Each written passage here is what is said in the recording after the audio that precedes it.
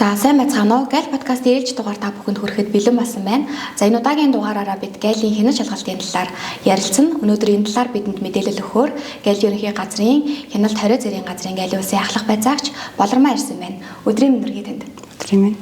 За тэгэхээр өнөөдөр хоёулаас нэлээд чухал сэдвээр ярилцах гэж ингэж бодож байна. Тэгээ яагаад гэх юм бол гадаад худалдаа одоо жил ирэх тусам өсөж байна. За удахгүй мөн аялал жуулчлалын үйлдвэрлэлээс эхлэж байна. Тэгэхээр үүнийг дагаад Гайлийн байгууллагын хувьд хувийн сахиулалт одоо хянаж шалгалт хариуцлагын асуудлаас давхар яригддаг шүү дээ. Тэгэхээр бус улс орны одоо Гайлийн байгууллагын хувьд те ямар одоо хянаж шалгалтанда ямар зарчим бодлогыг баримталдгийг за мөн ер нь одоо хил дамнаа нэвтрүүлж байгаа барааг шалгахын гол зорилго нь юу вэ гэдгийг та энэ талаар мэдээлэл өгөөч. Аливаа улсын Гайлийн байгууллага өөрийнхөө хэлээр нэвтрүүлэх бараа дээр хэрэгсэлт их шалгалтын төвшин, шалгах арга тактик, хяналт шалгалтанд ашиглаж байгаа хяналтын тоног төхөөрөмжийн нарийн үзүүлэлтийн талаарх мэдээллийг бол нийтэд мэдээлдэггүй.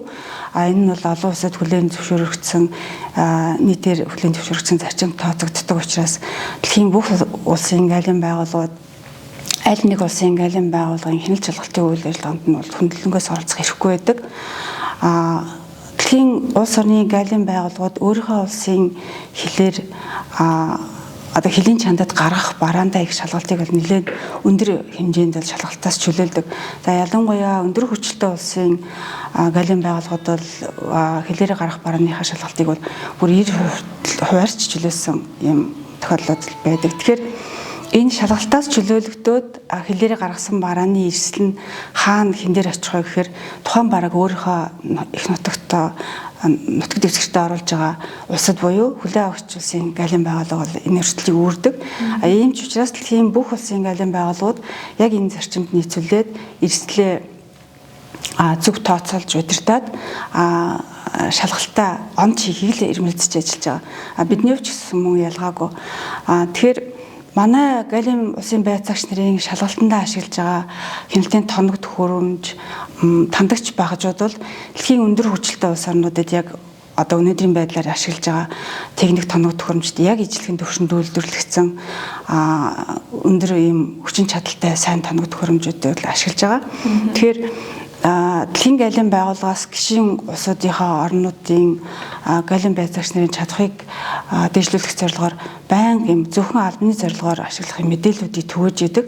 Тэгэхээр манай байцаагч нар өөрсдөө дотоод сүлжээгээр энэ ирсэн мэдээллийг хүлээн авч тухай бүрэн танилцаад судлаад энэ хэмжээгээр бол өөрсдийнхөө ур чадрыг бол байнга нэмэгдүүлж байгаа. Жишээлбэл юм бол одоо дэлхийн Гайлийн байгууллагаас өнөөдөр одоо улс орнуудын айл одоо автын ч юм уу агаарын ч юм төмөр замын бомт дээр ямар бараг хууль бусаар нэвтрүүлэхийн гинт үйлдэл хийхийн завсан зөрчлүүд гарч ийн.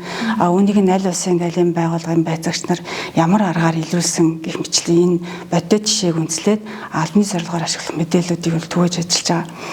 За биднэрт байгаа мэдээллээр бол одоо өнөөдөр ийм хамгийн одоо бага ийм жижигхэн овор хэмжээ багтай гэхдээ бол маш их өндөр үнийн дүнтэй хэрэг Гайлийн байгууллагууд үнэн зөвөр нь мэдүүлэх юм бол нэлээд өндөр хэмжээний Гайлийн болон бусад татвар ногдгооц хэмжээний ийм бараг хууль бусаар нэвтрүүлэхийг завдсан зөрчил. За нэгдүгээрт хоёрдугаарт нь мансууруулах бодис за сэтгцэд нөлөөт имийг хууль бусаар нэвтрүүлэхийг завдсан зөрчлийн 38 орчим хувь нь агаар илийн бомтуудаар илрээд байгаа. Тэгэхээр тантай хамт нэг онгоцон суугаад одоо манай их оронд ирж байгаа зорчигчдын дунд хин нэгэн зорчигч нь өөрийнхөө гар дэшиндээ дагалдах ачаандаа одоо эсвэл хуцандаа ч юм уу бараг хууль бусаар нуугаад хэлээр оруулах юм буруу нөгөө санаа агуулсан зорчигч байгаад байгаа. Тэгэхээр энэ зөрчлүүдийг бол удаа дараагийн зөрчлүүдийг бол манай байцаагч нар бол хяналт шалгалтаараа илрүүлж байгаа. Тэгэхээр саяас та нөгөө нэг ярианда дурдлаа. Нэлээд бага дээд жижиг оврын мөртлөө дотроо нөгөө өндөр үнийн дүн бүхий бараанууд гэж хэллээ шүү дээ. Энэ төрлийн зөрчил бас манай дээр тэгэхээр илэрдэг байгаа нь. Энэ төрлийн бараанууд тэгэхээр ямар бараанууд авах вэ? Та жишээлбэл хамгийн нөгөө бидний нэг сайн мэдэх одоо жишээ нь үн тэтлүүд ээ. Тэг гоёлч юм эзэн зүйлс үн тэтлүүд ээ. Тэгээ өндөр үнийн дүнтэй технологийн хэрэгслүүд одоо жишээ нь гар утас пад гэх юм уу тиймэрхүү. Та Гайл подкастыг үзэж байна. За хоёулаа бас яриандаа дурцуу тухайн аялал жуулчлалын үйлдвэрлэлээс эхлэх гэж байна. Тэгэхээр жил ирэх тусам одоо манай улсыг зорж байгаа жуулчдын энэ хандлага одоо нэмэгдэх хандлагатай байна гэсэн мэдээлэл бас гараад байгаа шүү. Тэгэхээр тухайн жуулчдыг татахын тулд бас хэлээр төрөн шуурхаа нэвтрүүлэх шаардлага бас нөгөө талдаа байгаад идэг. За гисэн хэдий ч одоо зарим иргэдийн зүгээс одоо Монголын гайл те хүмүүсийн гутлыг одоо тайлбарлах гутлын шалгалт хийгээд байна. Энэ одоо ямар одоо ач холбогдолтой юм бэ? Ийм хүндрэл учруулмааргүй байна гэсэн шүүмжлэлийг бас галийн байгууллага тавиад идэг. Энэ тал дээр та одоо мэргэжлийн хүний зүгээс байр суурь илэрхийлж байна. Тэгэхээр Хэлийн фонд дээр хил хамгаалах байгууллага, галийн байгууллага, гадаадын иргэн хариатын байгууллагын албаагч нар бол өөрсдийнхөө тусцсан чиг үүргийг хэрэгжүүлдэг. За энэ гурван байгууллагын албаагчдын хэрэгжүүлэх чиг үүрэг бол хоорондоо давхцдаггүй. Гэхдээ хүмүүс бол нийтэд ингээд хил гаалийнхан гэж хэлээд байдаг. Агаарын хэлийн фонд дээр болохоор энэ дээр дурдсан гурван байгууллагаас гадна нөгөө аюулгүй байдлын хамгаалтын албаны ажилтнууд үзлэг хийж байгаа. Тэгэхээр Америк Монголын хооронд шууд нислэг эхлэх бэлтгэл ажилтай холбоотойгоор Америкийн нэгдсэн улсын тээврийн аюулгүй байдлын захиранаас манай Чингис хаан улсын нисэх бодол төр хэд удаа эрсдлийн үнэлгээ хийсэн. За энэ үнэлгээнийхээ дүнд үндэслээд бол тодорхой хэдэн зөвлөмжүүдийг өгсөн байдаг. Түүнээс гадна олон улсын иргэний Чикаго конвенц. За энэ конвенцийн хэрэгжилтийг хангах зорилгоор Иргэний нисхийн ерхий газрын даргын тушаалаар 2024 онд зорчигчийн гуталд аюулгүй байдлын үзлэг шалгалт хийх журам гэж батлагдсан. Тэгэхээр агаарын хэлийн фонд дээр хэлээр гарах чиглэлд зорчигчийн гуталд үзлэг хийж байгаа албаагч нар, галийн байгууллагын байцаагч нар биш байх нь аюулгүй байдлын хамгаалтын албаны ажилтнуудын үзлэг хийж байгаа. Тэгэхээр энэ үзлэгийн зорилго нь болохоор өөрөө одоо хөндлөнгийн хууль бус үйлдэлд ашиглаж болзошгүй тийм аюултай эд зүйлийг л илрүүлэх зорилготой байхгүй. Тэгэхээр энэ үзлэгийн ач холбогдол нь болохоор зэрэг авиа компаниуд одоо жишээ нь Улаанбаатараас зорчигч онгоцоор тээвэрлээд дэлхийн улс орнуудад аюулгүй тээвэрлэх одоо бэлтгэл ажлуудыг л нэг гэж ойлгож байна. Тэгэхээр энэ шалгалтыг бол зөвхөн манай улс хийдэггүй. Дэлхийн бусад улс орнууд за өндөр хөгжтэй улс орнууд бол зөвхөн олон улсын нислэг төдийгүй тухайн улсын нутаг дэвсгэрийг дамжиж өнгөрөх зорчигч тэгээд нөгөө орон нутаг хоорондын нислэгийн аюулгүй байдлыг хангах зорилгоор ч гэсэн энэ үзлийг бол хийж байгаа. Тэгэхээр галийн байгууллага бол тухайн гутлын шалгалт хийдэг юм байна. Тэр гутлын шалгалт хийж байгаа үйл явц бол тухайн нөгөө нэг аюулгүй байдлын үүднээс өөр байгууллагын хийж байгаа шалгалт юм байна гэж байна. Яг хэлийн бомбтер хийж байгаа учраас хүмүүс галийн байцаагч нар шалгаж ийн гэж боддог. Гэхдээ хамгийн энгийнээр бол харахад хэлийн бомбт дээр хяналтын чиг үүрэг хэрэгжүүлж байгаа байгууллагууд дөрөв туцаараа бол ялгагддаг. Тийм. Тэгэхээр бүгд өөр өөр чиг үүргийг хэрэгжүүлдэг. Гэвч нөгөө иргэд маань тэгээд идэв шүү дээ. Яг хил дээр байгаа учраас гайл л яг ингэж байна. Гайл тэгээд ийн гэдэг боловч чиг үүргүүдийн хооронд нь холиод идэг тий. Тэгэхээр яг нөгөө галийн байгууллагын чиг үүрэг, хил хамгаалах газрын чиг үүрэг гэх мэтчлэн бас нөгөө нэг энэ хил хамгаалах байгууллагуудынхаа чиг үүргүүдийг ялгаж ивэл бас иргэд маань нэлийн их мэдээлэлтэй өөрсдөнд нь бас хэрэгтэй ач холбогдолтой байх гэж бодож байна тий. За бас нэг ийм асуудал байгаад идэв шүү дээ. Зарим иргэд одоо бид нэр одоо өчнөө өндөр хүчтэй улс орноор зорчоод тий тухайн улсын хилээр шалгуулад ингээд хил нэвтрээд хүрээд ирж байхад Монголд бас яагаад биднээ дахин шалгаад байгаа. Монголд одоо ингээд дахин шалгуулах шаардлагагүй шүү дээ гэх мэтчлээ одоо манай Монгол улсын иргэдний тийм хандлага гаргаад идэг шүү дээ. Тэгэхээр аль ч улсын нөгөө нэг галийн байгууллагууд бол өөрийнхөө нутаг дэвсгэрээр өөрийнхөө үндэсний хууль тогтоомжийг л мөрдөж ажиллаж байгаа. Тэгэхээр хилийн чандад зорчигч одоо жишээ нь хил дамнаад хичээн цусаар зорьсон бай тухайн улсын хууль тогтоомжийг мөрдөөд шалгалтанд нь бол одоо өөрийгөө шалгуулах юм үүрэгтэй. Тэгэхээр бидний хувьд ч гэсэн мөн ялгаагүй. Манай улсад бол Монгол улсын галийн байгууллага бол зөвхөн галийн нутаг дэвсгэрт галийн хууль тогтоомжийг хэрэгжүүлж хэрэгжилтэн хяналт тавьж ажилладаг. Тэгэхээр энэ шалгалтанд бол манай зорчигчид бол хүндэтгэлтэй хандах зүйтэй гэж би хэлхийг хүсэж байна. Та гайл подкастыг үзэж байна. Тэгэхээр нөгөө за бид нар тэ Америк шалгуулсан байх чинь, Солонгос шалгуулсан байх чинь дахиж Монгол шалгуулж яадгийн гэдэг ойлголтыг бол иргэд маань бити ийм ойлголттой байгаасай. Улс орныхон бас тэ хууль журмыг дагаж хүндэтгэлтэй хандаасай гэсэн санааг сая таас хэллээ. Тэгэхээр манай галийн байгууллага хянан шалгалтын үйл ажиллагаанд ер нь бол хянан шалгалтын үе шат дараалал ямар одоо дарааллын дагуу явагддгийг, за мөн хянан шалгалтанд ямар одоо сүүлийн үе тоног төхөөрөмжүүд ашиглаж байна.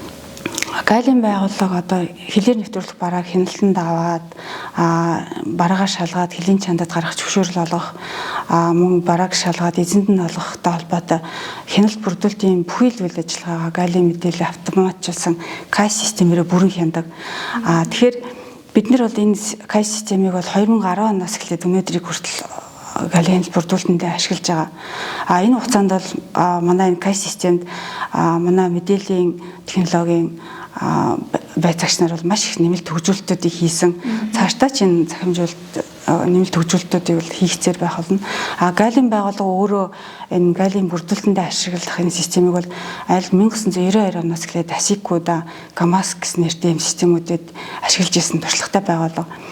Тэгэхээр аж ахуйн нэг жиргэд хилээр гарах бараагаа Сепс цэгийн, Галь цэгийн мэдүүлээд Галийн мэдээллийн автоматжуулсан системд илгээхэд манай автоматжуулсан системээс тухайн мэдүүлгийн шалгах нөгөө хяналтын төлөв нь удаан сонгогдох юм бол тухайн мэдүүлгийн барааг шалгах бичиг баримтын байцаагч хяналтын байцаагч нар автоматар томилогддог.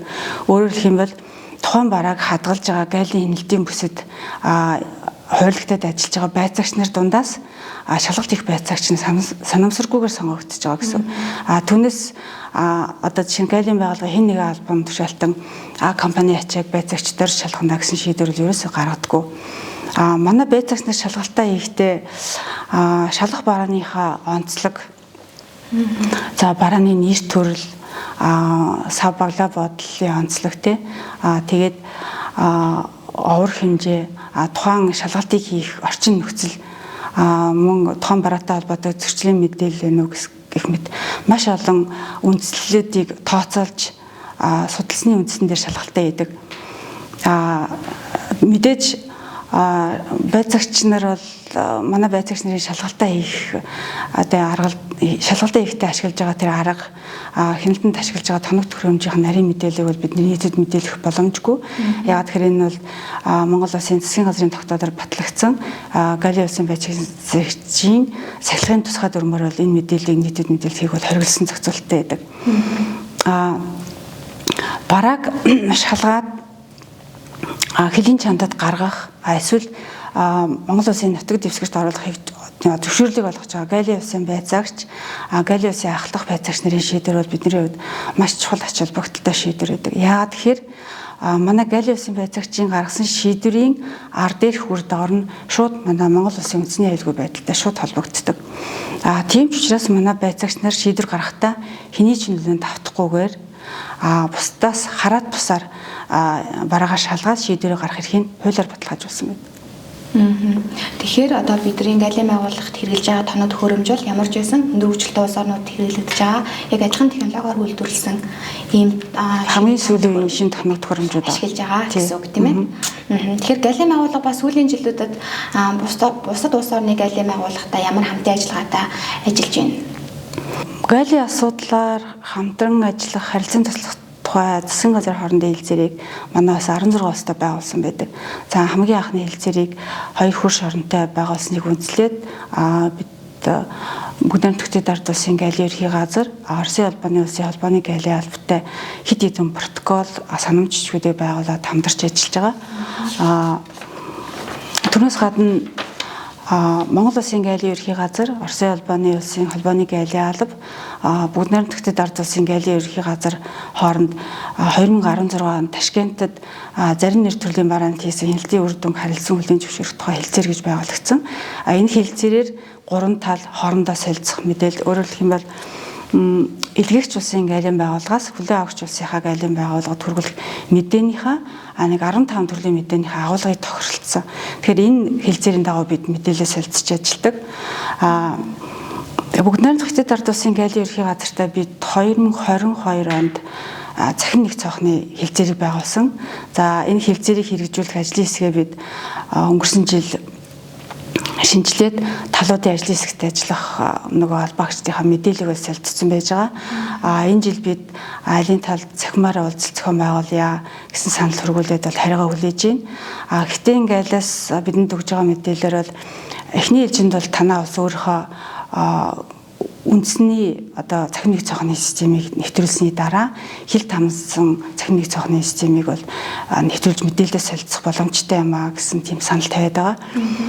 Тэгэхээр энэ жилийн бидний нөгөө хитэн галлийнхантай хийх цахим уулзалтын гол агуулга нь болохоор зэрэг яаж нөгөө нэг харилцан солилцох мэдээлэл солилцохын техникийн шийдлэл тохирох хэрэгтэй баг. Тэгэхээр эхний ээлжинд бол талуудын IT-ийн байцаагч нарын түвшний уулзалт болох болоо гэж харж байна.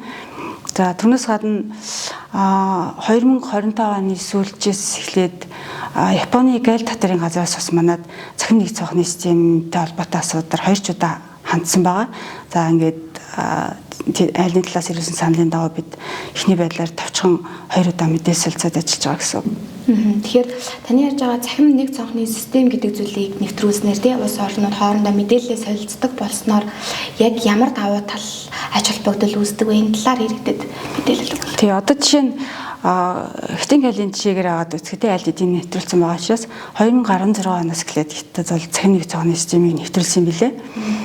Тэгээд өнөөдрийн байдлаар бол хитэн галын мэдүүлэгт ямар ч бичиг баримтал цаасаар хавсрагдгүй тийг болгосон буюу бүрэн захимжуулсан. Энэ амжилтанд хүрсэн гол шалтгаан нь юу вэ гэхээр хитэн төрийн байгууллагад одоо 20 гаруй төрийн байгууллагаас олгож байгаа нийтдээ нэг 19 нэр төрлийн 800 гаруй үйлчилгээг бол бүрэн захимжуулсан. Тэгэхээр үүний үр дүнд хитэн галын байгууллагын бүрдүүлэлтийн тохиолдол үйл ажиллагаа бол маш хүрдэн түргэн шуурхай болоод дээрэс нь аж ахуй нэгжид ирж байгаа зардлыг бол 30% бууруулсан юм амжилтанд хүрсэн юм билээ. Та Гайл подкастыг үзэж байна.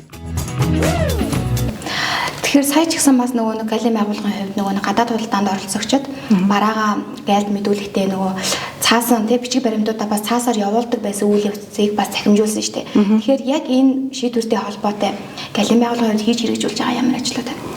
Тэгэхээр галын байгууллага ингээд хяналт бүрдүүлэлтийн бүхэл үйл явцыг бүрэн автоматжуулсан KAI системээр хянадаг юм бол яагаад өнөөдөр галын мэдүүлэх зарим бичиг баримтыг ингээд PDF-ээр хавсаргаад илгээгээд байгаа юм бэ гэсэн асуулт гарч ирдэг.